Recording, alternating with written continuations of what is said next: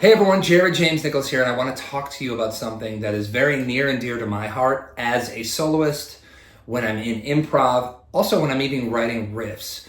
It's all about using your guitar and thinking about it as a vocal, thinking vocally while playing guitar. The first way I think about playing is you have to have intent. What are you trying to say on the guitar? There's so many ways to say the same thing, but when it comes across in the right way, that's when people kind of start to take notice.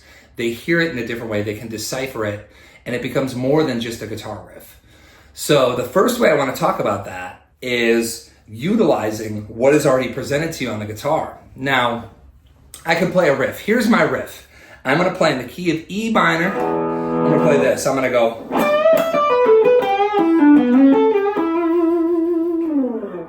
Now, using that riff, I'm going to use my volume knob. I'm going to back it down. So I got. Using the volume knob from getting from a whisper to a scream is an absolute awesome way to take a simple lick and transform it. Bringing that volume knob up. Now, bringing the tone knob into play. That's another way I look at it. So if I bring that tone all the way up, backing that tone to 0,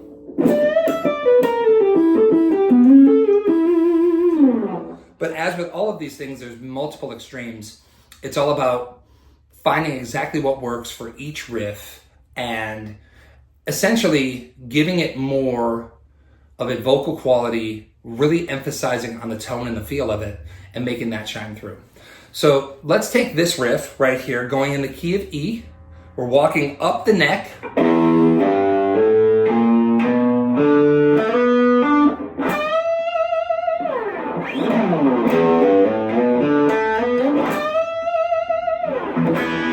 Now, using that riff, I start to think to myself, how can I make those low wound notes not sound so guitar-y and so musical? I want them to sound more like a voice. Adding a little bit of vibrato.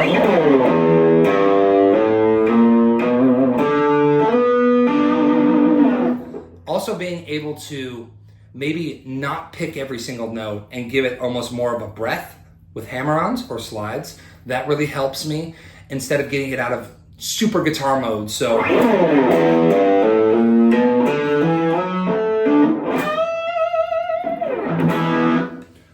adding certain phrases with bending and vibrato can really help open you up to a way of playing that almost thinks more like a singer. You think more like a vocalist than a simple guitar player. Take this riff, let's go into the key of C sharp. Now I'm gonna play a very simple riff. It's gonna go.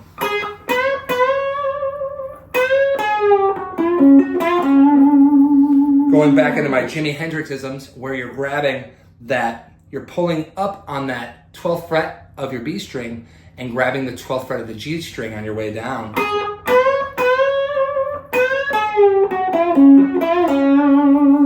Now there's certain things I always want you to think about when you're playing a lick, when you're writing a riff, is am I doing everything I can to musify it, right? Bring more music to it.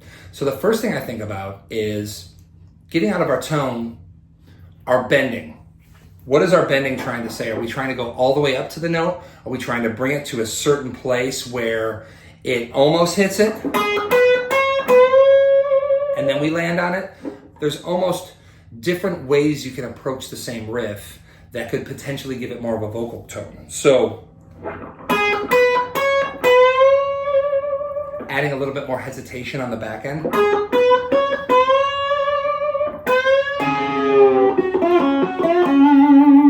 Another thing that I think adds a super vocal quality to playing is being able to use microtones.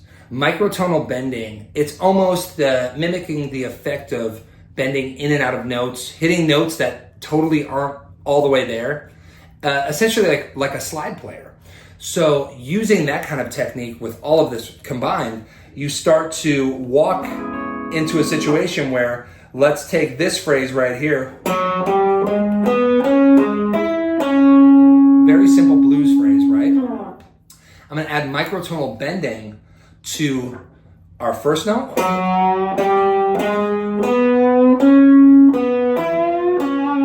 You essentially are bending up just in between that half step. So you're out of tune, but you get this certain phrase. The first time that I heard that, I was listening to Clapton, and I was hearing him do these bends that weren't completely in tune, but they sounded so cool. And that is kind of that deciphering of that, is being able to find that in-between spot. So with that riff again.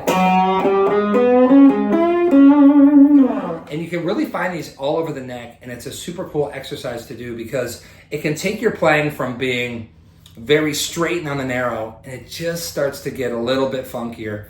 Let's take this Stevie Ray box. We'll stay in C sharp, 13th fret on the G string, 12 to 14 on the B, 12 to 14 on the high E, and we have the.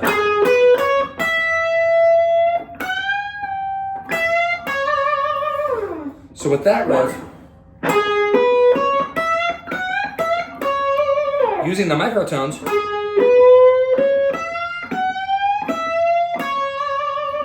you can really hear I start to embellish that kind of phrase using the microtone on the 12th fret of the B string and then the 12th fret of the high E and bending up on that 14th. It's that cool bluesy way of being in tune. It's basically you're widening the note. That's what I like to say. When you think that, oh, it can only be one note, essentially like all those old records you love, when you tune by ear, you start to hear a little bit more of the note, the sharp and the flat. And by playing those microtonal ways, it starts to bring a little bit of that more out, and it's more exciting for your playing. So here's a phrase where I'm demonstrating adding that vocal quality to the line.